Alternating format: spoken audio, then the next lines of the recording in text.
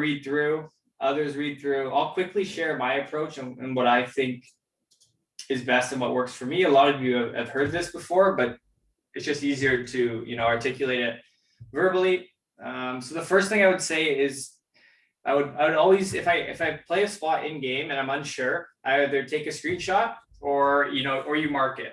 I then have a specific tag for all those hands that I marked. And then after the session or later when I'm actually sitting down to study, I pull those up and I test myself with the range viewer to see how close I was. I think it's a good way to do it when you actually find a spot you're unsure of, rather than just, aimlessly studying ranges.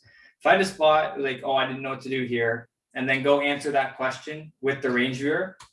When you actually look at the range viewer, Adam mentioned this, and this is what I like to do.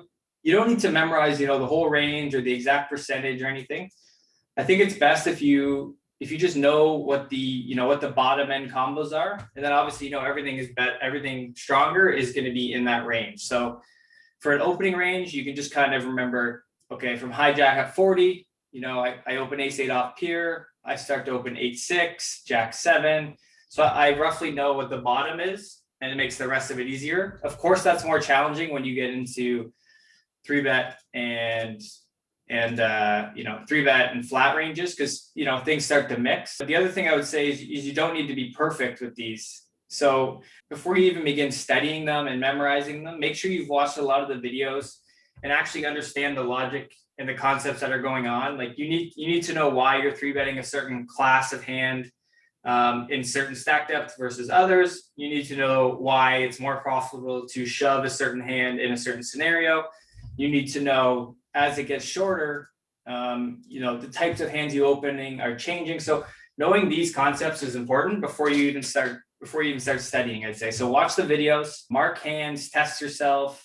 And then, a strategy I like to use is to try and remember the bottom of the range. But there's tons of good ideas in the chat. Remembering the worst suited and offsuit, nice. Create tags for your hands. Yeah, I agree. That's a good one from Severino. If you are using like a database tracker, you can have a specific tag for, pre-flop spots that you didn't understand. And then you can actually go in, say the next day you go in and you actually focus an hour just on pre-flop tagged, right? So I think that's a nice way to organize your study. The other thing I would say is try and come up, this is the last thing I'll say, try and come up with the range in your head when you're studying before you look at the answer. Even if you're not close, it's so valuable trying to do it on your own, from memory, from recall, before you actually look. But yeah, you don't need to be perfect. Don't try and nail the exact frequencies. Just understand the logics, why you're doing certain things, and get as close as you can.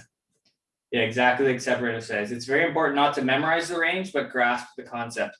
It's better to understand why you're doing something than to know the exact frequency with a combo. You'll just be able to make better decisions in game that way.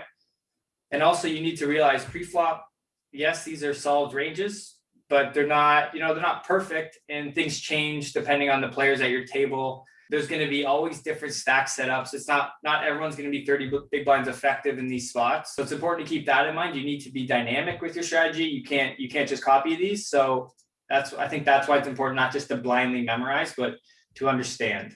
Yeah, you can always deviate.